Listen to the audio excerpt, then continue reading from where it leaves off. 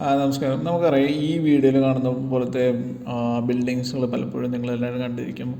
അത് വെയർ ഹൗസിനായിട്ട് വേണ്ടിയിട്ട്, അതുപോലെ തന്നെ നമ്മൾ പല സ്റ്റോറേജുകൾക്ക് വേണ്ടിയിട്ട് പലപ്പോഴും വിദേശ രാജ്യങ്ങളിലൊക്കെല്ലാം ഹൈപ്പർ മാർക്കറ്റുകളെല്ലാം ഇത്തരം ബിൽഡിങ്ങുകൾ ഉണ്ടാക്കിയിരിക്കുന്നത് കാണാൻ പറ്റുമ്പോൾ വാൾമാർട്ട്, അതുപോലെ ലുലു ഗ്രൂപ്പ്, അതുപോലെ തന്നെ നമ്മളെ വെഹിക്കിൾസിൻ്റെ, അതായത് കാറ്, ഹുണ്ടായി, പിന്നെ ടൊയോട്ടയുടെ ഷോറൂമുകൾ, എന്തിനു പറയുന്നത് നമ്മളുടെ ഒരു പെട്രോൾ പമ്പ് ഉണ്ടാകുന്നൊരു ബിൽഡിങ്സ്, പെട്രോൾ പമ്പ് ഉണ്ടാകുന്ന സ്ട്രക്ചർ പോലെ ഇത്തരത്തിലുള്ള ഒരു സ്ട്രക്ചറാണെന്ന് നമുക്ക് കാണാൻ പറ്റുന്നതാണ്.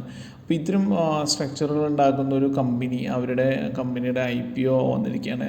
ഈ കമ്പനിയെ പറ്റിയാണ് ഇന്നത്തെ വീഡിയോയിൽ പറയുന്നത്. കമ്പനിയുടെ പേര് ഇൻ്റർ ആർക്ക് ബിൽഡിങ്സ് എന്ന് പറഞ്ഞിട്ടുള്ളൊരു ബിൽഡിങ്സാണ്. അവരുടെ IPO ആണ് വന്നിരിക്കുന്നത്. അപ്പോൾ ഈ കമ്പനിയുടെ മറ്റുള്ളൊരു കുറച്ച് കാര്യങ്ങളാണ് നമ്മളിന്ന് ഡിസ്കസ് ചെയ്യുന്നത്. കമ്പനിയുടെ പേര് ഇൻ്റർ ആർക്ക് ബിൽഡിങ്സ് ആണ്. 1983 മുതൽ ലിസ്റ്റ് ചെയ്തിരിക്കുന്ന ഒരു കമ്പനിയാണ്. അവർ സെബിക്ക് സബ്മിറ്റ് ചെയ്തിരിക്കുന്ന DRHP റിപ്പോർട്ട് പ്രകാരം ഇന്ത്യയിലെ മൂന്നാമത്തെ ബിഗ്ഗസ്റ്റ് ഇത്തരത്തിലുള്ള കമ്പനിയാണ് പിയർ കമ്പാരിസണിൽ. അതായത് പാക്ക് പോളിമേഴ്സ് ലിമിറ്റഡും എവറസ്റ്റ് ഇൻഡസ്ട്രീസ് ലിമിറ്റഡും കഴിഞ്ഞിട്ടുള്ള മൂന്നാമത്തെ കമ്പനിയാണ് ഇൻ്റർ ആർക്ക് ബിൽഡിങ്സ് ലിമിറ്റഡ്, ഇൻ്റർ ആർക്ക് ബിൽഡിംഗ് പ്രൈവറ്റ് ലിമിറ്റഡ് എന്ന് നമുക്ക് കാണാൻ പറ്റുന്നതാണ്. അപ്പോൾ ഈ കമ്പനിയുടെ മറ്റൊന്ന് രണ്ട് കാര്യങ്ങൾ പറയുകയാണെങ്കിൽ, ഈ കമ്പനികൾക്ക് മെയിനായിട്ട് അവർ ഉണ്ടാക്കുന്നത് പ്രീ എഞ്ചിനീയറിങ് സ്റ്റീൽ ബിൽഡിംഗ് എന്നുള്ള ഇതുപോലത്തെ ഇതാണ്. അത് അവർ കൺസ്ട്രക്ഷൻ ഉണ്ടാക്കി ചെയ്യുന്നുണ്ട്, അതുപോലെ അവർ ഡിസൈൻ ചെയ്യുന്നുണ്ട്, എഞ്ചിനീയറിങ് ചെയ്യുന്നുണ്ട്, മാനുഫാക്ചർ ചെയ്യുന്നുണ്ട്, അതുപോലെ തന്നെ ആവശ്യമുള്ള പ്രൊക്യൂർമെൻറ്റ് ചെയ്തിട്ട് ഓൺ സൈറ്റ് മാനേജ്മെൻറ്റ്, പ്രോജക്റ്റ് മാനേജ്മെൻറ്റൂടെ ചെയ്ത് കൊടുക്കുക. അതായത് അവർ പ്രിപ്പയർ ചെയ്ത് മെയ്ഡ് ചെയ്ത് ഡിസൈൻ ചെയ്ത് മെയ്ഡ് ചെയ്തിട്ട് എന്താ പറയുക ഇൻസ്റ്റാൾ ചെയ്തിട്ട് അതൊരു ഓപ്പറേറ്റീവ് കണ്ടീഷനിലോട്ട് മാറ്റി കൊടുക്കുന്നു എന്ന് സാരം.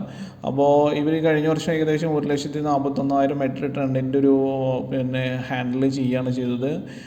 ഇവരുടെ 4 മെയിൻ മാനുഫാക്ചറിങ് യൂണിറ്റ് ഉണ്ട്. അതിൽ 2 ശ്രീപെരുമ്പത്തൂർ തമിഴ്നാടാണ്, അതുപോലെ തന്നെ 2 ഒന്ന് അടുത്ത 2 ഒന്ന് പാറ്റ്നഗറിലും ഉത്തരാഖണ്ഡിലും പിന്നെ കിച്ച ഉത്തരാഖണ്ഡിലുമാണ് സ്ഥിതി ചെയ്യുന്നത്. അതുപോലെ തന്നെ ഇവരുടെ സെയിൽസ് വിഭാഗങ്ങൾ പഞ്ചാബിലും ഹരിയാനയിലുള്ള ചണ്ഡീഗഡിലുണ്ട്, പിന്നെ അതുപോലെ ലക്നൗ ഉത്തർപ്രദേശിലുണ്ട്, കോയമ്പത്തൂരുണ്ട്, പിന്നെ അതുപോലെ ഭുവനേശ്വർ ഒഡീഷയിൽ, പിന്നെ അതുപോലെ റായ്പൂർ ഛത്തീസ്ഗഡ്, ഇത്തരം സ്ഥലങ്ങളിലെല്ലാം അത് ഓൾമോസ്റ്റ് ഒരു ഓൾ ഇന്ത്യ തലത്തിൽ തന്നെ ഇവർക്ക് ഉണ്ട് എന്ന് നമുക്ക് കാണാൻ പറ്റും. പിന്നെ അതുമായി ബന്ധപ്പെട്ട് മറ്റു കാര്യങ്ങൾ പറയുകയാണെങ്കിൽ ഒരു ISO സർട്ടിഫൈഡ് ആണ്.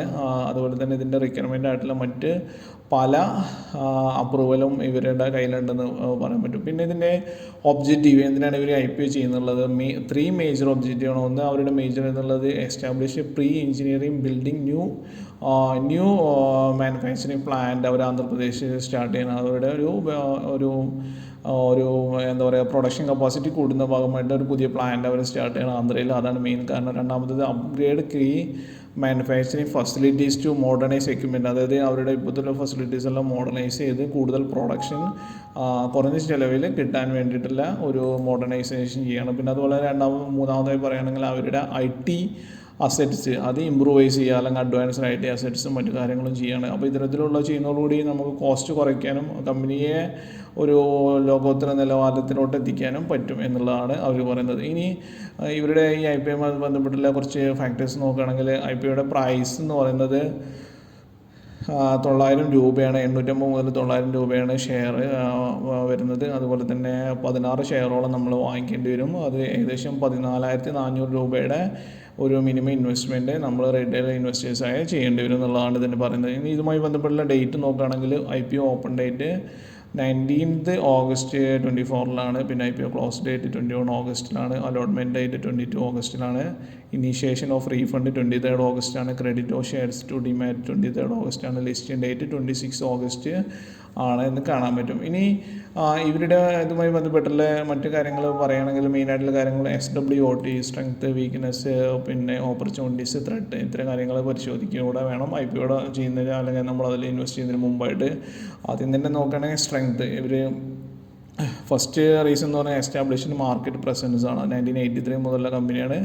സ്വാഭാവികമായിട്ടും അവർ മാർക്കറ്റിൽ ഒരു നല്ല പ്രസൻസ് ഉണ്ടെന്നും അവരുടെ ബാക്കി നമ്മളിനി ഫിനാൻഷ്യൽ റിപ്പോർട്ട്സ് നോക്കുമ്പോൾ പോലും നമുക്കത് അറിയാൻ പറ്റും അവരൊരു മാർക്കറ്റ് പ്രസൻസ് എത്ര ഉണ്ടെന്നുള്ളത്. പിന്നെ അഡ്വാൻസ്ഡ് മാനുഫാക്ചറിങ് കപ്പാസിറ്റീസാണ് അവർക്കുള്ളത്. ഇപ്പോൾ തന്നെ ഒരു ഇൻ്റർനാഷണൽ ലെവലാണ്. പിന്നെ ഇതിപ്പോൾ കഴിയുന്നതോടുകൂടി ഇവരുടെ ഇത്തരത്തിലുള്ള അഡ്വാൻസ്ഡ് മാനുഫാക്ചറിങ് കപ്പാസിറ്റി ഒത്തിരി കൂടും എന്നുള്ളതുകൂടെ നമുക്ക് കാണാൻ പറ്റുന്നതാണ്. പിന്നെ കോംപ്രഹെൻസീവ് പ്രൊഡക്റ്റ് റേഞ്ചാണ്. അത് ഇൻട്രാക്റ്റ് അവരുടെ കൂടുതൽ ഇമ്പ്രൂവ്ഡ് ആയിട്ടുള്ള കോംപ്രിഹെൻസീവ് ആയിട്ടുള്ള അല്ലെങ്കിൽ എന്താ പറയുക കോമ്പറ്റഡ് ആയിട്ടുള്ള പ്രോഡക്റ്റ് അവർ റേഞ്ച് ഉണ്ടെന്ന് പറയും. പിന്നെ അതുപോലെ സ്ട്രോങ് ക്ലയൻറ്റ് റിലേഷൻഷിപ്പ്, അത് ക്ലയൻസുമായിട്ട് ഒരു സ്ട്രോങ് പ്രസ്റ്റീജിയസ് ക്ലയൻറ്റ് അവർക്കുണ്ട്. അതുപോലെ ആ ഒരു ഇതും ഈ ഒരു ബിസിനസ്സിൻ്റെ എക്സ്പീരിയൻസ് അല്ലെങ്കിൽ ഒരു ഇതോട് തന്നെ അവർക്ക് ക്ലയൻറ്റ് റിലേഷൻഷിപ്പ് കൂടുതലാണെന്ന് കാണാൻ പറ്റുന്നതാണ്. ഇന്നോവേറ്റീവ് അപ്രോച്ച്, ഒരു ഡെയിലി അതായത് പിന്നെ എന്താ പറയുക യൂഷ്വലായിട്ട് ഒരു ഇമ്പ്രൂവ് ചെയ്യുന്നൊരു കമ്പനിയാണെന്ന് നമുക്ക് കാണാൻ പറ്റും. ഇനി ഇവരുടെ വീക്ക്നെസ് ഡിപ്പെൻഡിങ് ഓൺ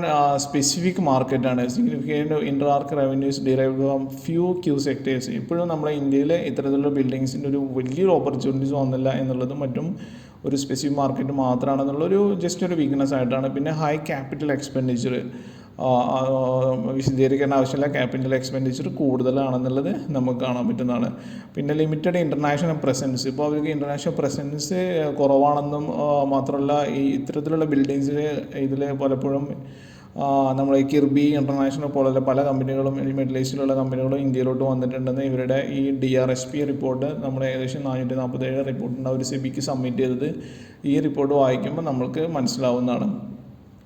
അതായത് അവർക്ക് കോമ്പറ്റീഷൻ ഉണ്ടെന്നുള്ള സാരം. ഓക്കെ, ഇനി അടുത്തത് പറയുകയാണെങ്കിൽ സപ്ലൈ ചെയിൻ വളനറബിൾ ആണ്. ഇതിൻ്റെ ഒരു supply chain few of supplies for raw materials can lead to production delays or cost increases due to supply chain disruptions.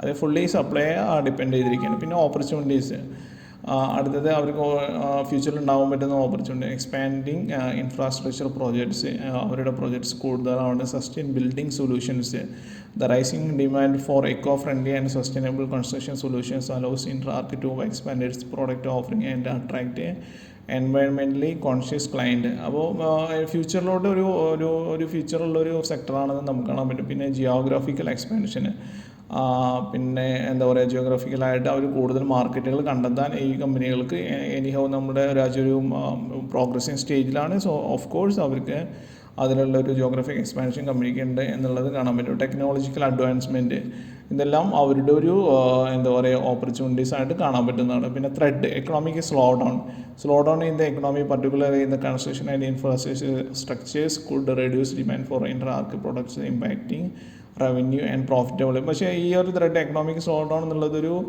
ഒരു ഒരു യൂഷ്വലായിട്ടുള്ളതല്ല, ഒരു താൽക്കാലികമായിട്ടുള്ള ഒരു സംഭവമാണെന്ന് മനസ്സിലാക്കാൻ പറ്റുന്നതാണ്. പിന്നെ ഇന്ത്യൻസ് കോമ്പറ്റീഷൻ, ഒരു വല്ലാത്ത കോമ്പറ്റീഷൻ അവർക്കുണ്ട്. ഇപ്പോൾ തന്നെ അവർ പിയർ കമ്പാരിസണിൽ ഒരു മൂന്നാമത്തെ അല്ലെങ്കിൽ നാലാമത്തെ സ്റ്റേജിലാണെന്നാണ് DRSP റിപ്പോർട്ട് പറയുന്നത്. മൂന്നാമത്തെ കമ്പനിയാണെന്നാണ് DRSP റിപ്പോർട്ട് പറയുന്നത്. പിന്നെ അതുപോലെ തന്നെ ഇതുമായി ബന്ധപ്പെട്ടുള്ള റെഗുലേറ്ററി ചേഞ്ചസ് ഉണ്ട്. ഗവൺമെൻറ് റെഗുലേഷൻസ് പലപ്പോഴും അതുണ്ട്. അപ്പോൾ അവർ പ്രൊക്യൂർമെൻറ്റും മറ്റു കാര്യങ്ങളും ചെയ്തതിനു ശേഷം ഗവൺമെൻറ് പോളിസീസിൽ വരുന്ന പല കാര്യങ്ങളും അവരുടെ ഒരു പ്രോഗ്രസ്സിനെ ഇമ്പാക്റ്റ് ചെയ്യും എന്നുള്ളത് കാണാൻ പറ്റും. പിന്നെ fluctuating raw material prices, fully depended ആണ്, റോ മെറ്റീരിയലിനെ ഡിപ്പെൻഡഡ് ആണ്. അപ്പോൾ ഇതിനകത്തുണ്ടാകുന്ന പ്രൈസ് റേഞ്ചസ് കമ്പനിയുടെ പ്രോഗ്രസ്സിനെയോ അല്ലെങ്കിൽ പ്രോഫിറ്റിനെയോ ബാധിക്കുന്നൂടെ അവരുടെ ഒരു എന്താ പറയുക ത്രെട്ടായിട്ട് നമുക്ക് കാണാൻ പറ്റുന്നതാണ്. ഇനി ഫിനാൻഷ്യൽ ഹൈലൈറ്റ് നോക്കുകയാണെങ്കിൽ അസറ്റ്സ് നമുക്ക് കൂടുന്നതായിട്ട് കാണാൻ പറ്റും. 543 2022 ഉണ്ടായിരുന്നത് 675 ആയി 23 ആൻഡ് 24 755 ആയി. റവന്യൂ ഇതുപോലെ 840 ഉണ്ടത്, ഓൾമോസ്റ്റ് ഡബിൾ എന്ന് തന്നെ പറയാം. 840 ഉണ്ടായിരുന്നത് 22 ഇപ്പോൾ റവന്യൂ 2024 1306 ആയി മാറിയിട്ടുണ്ടെന്ന് കാണാൻ പറ്റുന്നതാണ്. പ്രോഫിറ്റ് ആഫ്റ്റർ ടാക്സിൻ്റെ ശേഷം 17 കോടി മാത്രം ഉണ്ടായിരുന്നത് 2024 86 crore ആയെന്ന് കാണാൻ പറ്റുന്നതാണ്. നെറ്റ് വർത്തും ഇതുപോലെ ഓൾമോസ്റ്റ് സെയിം ആണെന്ന് കാണാൻ പറ്റും. അല്ലെങ്കിൽ നെറ്റ് വർത്ത് 2023 കുറവാണ് 2024 എന്നും നമുക്കിത് കാണാൻ പറ്റുന്നുണ്ട്. പിന്നെ ടോട്ടൽ ബോറോയിങ്സ് ഒരു 3.36 ആണ്. അത് സെയിം ആയിട്ട് ഓൾമോസ്റ്റ് 2023 കുറഞ്ഞിരുന്നു. പക്ഷേ 2024 അത് 3.36 ആയിട്ട് തന്നെ നിലനിൽക്കുന്നുണ്ടെന്ന് നമുക്ക് കാണാൻ പറ്റുന്നു. അപ്പോൾ ഇത്തരം കാര്യങ്ങളൊക്കെയാണ് ഈ ഒരു കമ്പനിയുമായി ബന്ധപ്പെട്ട് പറയാനുള്ളത്. ഒരു ഫ്യൂച്ചറിസ്റ്റിക് ആയിട്ടുള്ളൊരു സ്റ്റോക്ക് തന്നെയാണ്. പക്ഷേ എന്നാലും ഇൻവെസ്റ്റ് ചെയ്യുന്നതിന് മുമ്പ് മറ്റു കാര്യങ്ങൾ വിശദമായി പരിശോധിച്ച് മാത്രം IPOയിലോട്ട് ഇൻവെസ്റ്റ്